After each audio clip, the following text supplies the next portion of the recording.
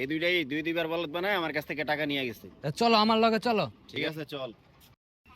আর দূর মামা, তুমি কোনো টেনশনই করো না। দেখো আজকে আরে কেমনে বলদ বানাই। আসো মামা আসো, তোমার সাথে আজকে খেলা হবে। অ্যাক্টিং শুরু করে দাও। এই বেটা, নীল রঙের কাটা তো আমার বাপের জন্ম চোখে দেখি নাই। ও কি, এটা আপনি কি কইলেন?